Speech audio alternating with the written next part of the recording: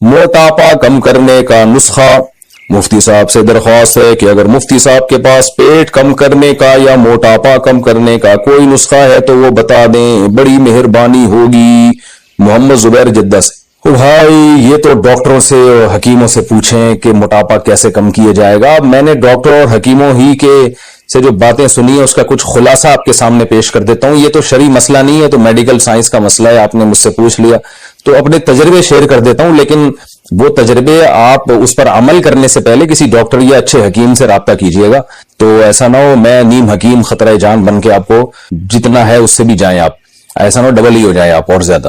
تو جو تجربے ہیں، جو ڈاکٹروں اور حکیموں سے جو چیزیں سنی ہیں وہ بتا دیتا ہوں. پہلی بات تو یہ کہ یہ دیکھیں کہ یہ موٹاپا ہے، یہ آپ کا بائی برتھ ہے، یعنی یہ ماس ہے یا فیٹ ہے. بعض لوگ قدرتی طور پر موٹے ہوتے ہیں، ان میں گوشت زیادہ ہوتا ہے. تو جو قدرتی طور پر موٹا ہے وہ کیوں اپنے آپ کو کم کرے گا؟ وہ تو اس کا تو ماس ہی کم ہو جائے گا، وہ تو کمزور ہو جائے گا بیچارہ. اب ایک بچہ پیدا ہی اتنے سارے پاؤنڈ کا ہوا وہ، اور ویسے ہی اس کے اندر وہ نیچرل موٹا ہو جیسے ہوتے ہیں. ہر ایک کو اللہ نے ایک جیسی شکل و صورت تھوڑی دی ہے، نہ ایک جیسا وزن دیا ہے.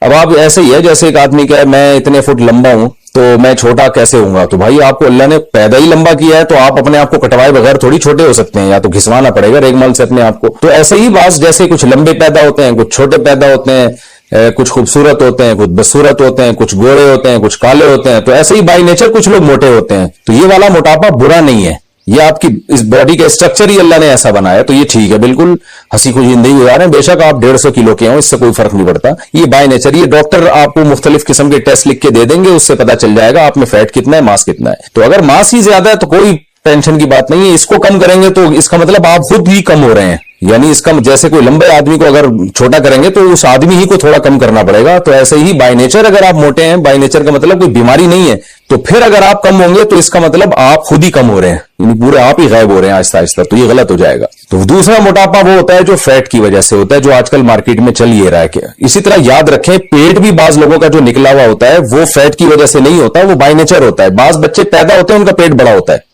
تو اس پیٹ کو کم کریں گے تو بچے کو ہی کم کر رہے ہیں گویا کہ آپ، یہ نقصان دہ ہے. تو یہ ڈاکٹر یا حکیم سے پوچھ لیں. زیادہ تر تو اس میں ظاہر ٹیسٹ ڈاکٹر کر کے بتا دیتے ہیں کہ یہ بچے کا پیٹ ہی بڑا ہے، یہ قدرتی بڑا ہے، تو اس کو نہیں کم کر سکتے. اس کا تو یہ کہ آتے واتے نکالنی پڑیں گی اندر سے کاٹ پیٹ کے، تو ظاہر ہے وہ نہیں ہو سکتا. تو وہ ایسے ہی رہنے دیں. کچھ لوگوں کے پیٹ قدرت نے بڑے بنائے ہیں، کچھ کے چھوٹے بنائے ہیں، تو وہ ویسے ہی رہنے دیں اس کو. تو یہ دو چیزیں کنفرم کرنے کے بعد یہ دیکھیں کہ اگر یہ موٹاپا فیٹ کی وجہ سے ہے، چربی کی وجہ سے ہے، تو پھر اس کو یقیناً کم کرنا چاہیے. یہ بہت بڑی آفت ہے، بلکہ قیامت ہے.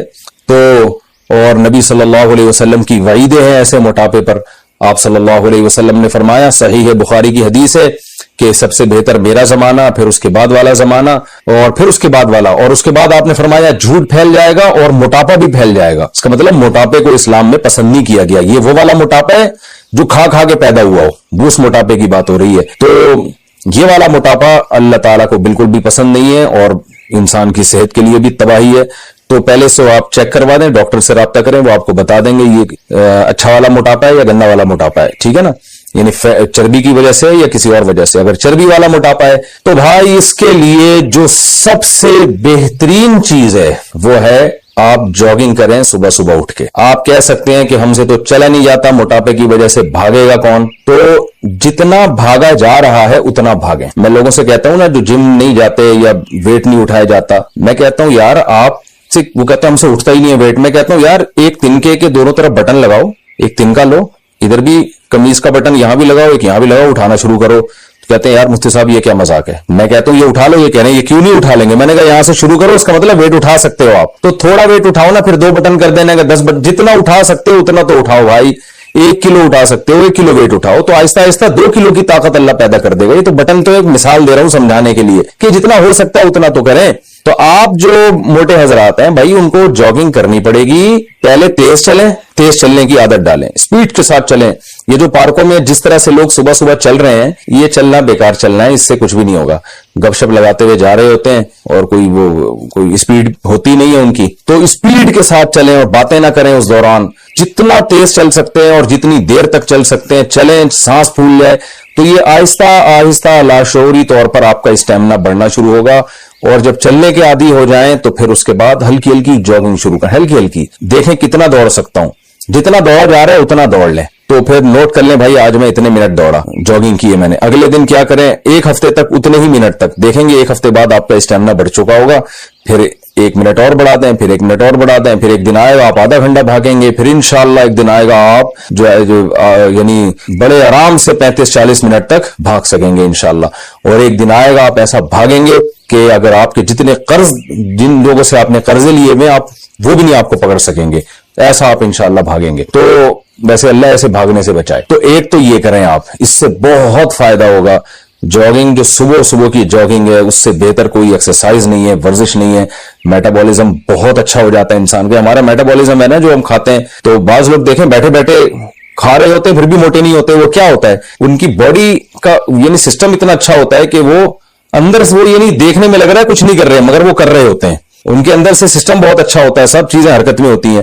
تو آپ جب بھاگیں گے تو حرکت میں آئیں گے، اور آپ نے سنا ہوگا حرکت میں برکت ہے۔ دوسرا، کھانے پہ کنٹرول میں یہ کرنا ہے کہ 3 چیزیں دنیا چھوڑنے سے پہلے 3 چیزیں چھوڑنی تو نہیں ہے، کم کر دینی ہے، روٹی، چاول، آلو، اور یہ جو تیل کی چکنائی آج کل تیل ڈال کے کھا رہے ہیں، یہ 4 چیزوں سے تھوڑا سا پرہیز کریں، کم کریں، ختم نہ کریں۔